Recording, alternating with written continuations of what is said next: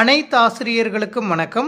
3, 5, 8ஆம் வகுப்பிற்கு ஸ்லாஷ் தேர்வு நடைபெறவுள்ள நிலையில் ஸ்லாஷ் தேர்வில் பயன்படுத்தப்படும் OMR ஷீட்டினை தவறில்லாமல் எவ்வாறு பூர்த்தி செய்வது என்பது குறித்து இந்த வீடியோவில் பார்க்கலாம்.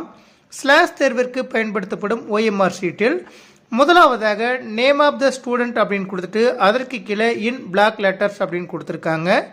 எமிஸ் வலைதளத்தில் மாணவர்களுடைய பெயர் ஆங்கிலத்தில் எவ்வாறு உள்ளதோ அதே போன்று தவறு இல்லாமல் எழுதிட்டு ஒரு ஸ்பேஸ் விட்டுட்டு ஆளுடைய இன்சல் எழுதிக்கோங்க. எழுதி முடித்ததுக்கப்புறம் EMIS number of the student அப்படின்னு கொடுத்துட்டு 10 பாக்ஸ் கொடுத்துருக்காங்க. அதில் அந்த மாணவருடைய 10 இலக்க எமிஸ் ஐடியை தவறு இல்லாமல் எழுதிக்கோங்க. எழுதி முடித்ததுக்கப்புறம் ஒவ்வொரு பாக்ஸுக்கு கீழேயும் 0லிருந்து 9 வரைக்கும் நம்பர் கொடுத்துருக்காங்க. அந்த பாக்ஸில் நீங்கள் என்ன நம்பர் எழுதியிருக்கீங்களோ அதற்கு கீழே கரெக்டாக அந்த நம்பர் கவர் ஆகிற மாதிரி ரவுண்டில் சேட் பண்ணிக்கோங்க. நீங்கள் சேட் பண்ணும்போது black or blue ball point பெனில் மட்டும்தான் சேட் பண்ணணும். அந்த பாக்ஸை விட்டு வெளியே போகாத மாதிரி கரெக்டாக சேட் பண்ணிக்கோங்க. இப்போ உதாரணத்துக்கு முதலாவது பாக்ஸில் 2 அப்படிங்கிற நம்பர் இருக்கிறதுனால அதற்கு கீழே 2 எந்த இடத்துல இருக்கோ அந்த இடத்துல சேட் பண்ணியிருக்கோம். அதே போல் அடுத்த பாக்ஸில் 0 அப்படிங்கிற எண் இருக்கிறதுனால அதற்கு கீழே 0லேருந்து 9 வரைக்கும் 0 எந்த இடத்துல இருக்கோ அந்த இடத்துல சேட் பண்ணியிருக்கோம். இதே போல் ஒவ்வொரு பாக்ஸ்லேயும் எந்த எண் எழுதியிருக்கீங்களோ அந்த எண்ணுக்கு நேராக கீழே 0லேருந்து 9 வரைக்கும் கொடுத்துருக்கக்கூடிய நம்பரில் கரெக்டாக அந்த நம்பரை பார்த்து சேட் பண்ணிக்கோங்க.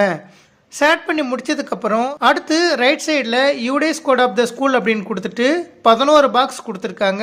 அந்த இடத்துல உங்களது பள்ளியின் 11 இலக்க யூடேஸ் நம்பரை எழுதிக்கோங்க.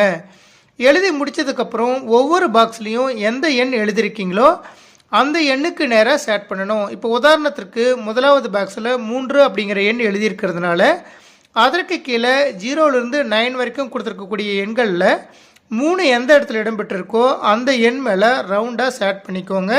நீங்கள் சேட் பண்ணும்போது அந்த எண்ணை விட்டு வெளியே வராத மாதிரி கரெக்டாக ரவுண்ட் ஷேப்பில் சேட் பண்ணிக்கோங்க.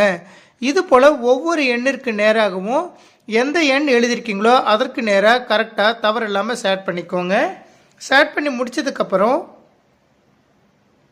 அடுத்து மீடியம் அப்படின்னு கொடுத்துருக்காங்க. நீங்கள் எந்த மீடியத்தில் தேர்வு எழுதுறீங்களோ அந்த மீடியத்துக்கு கீழே தமிழ் மீடியம்னா டி அப்படின்னு கொடுத்துருப்பாங்க, இங்கிலீஷ் மீடியம்னா இ அப்படின்னு கொடுத்துருப்பாங்க.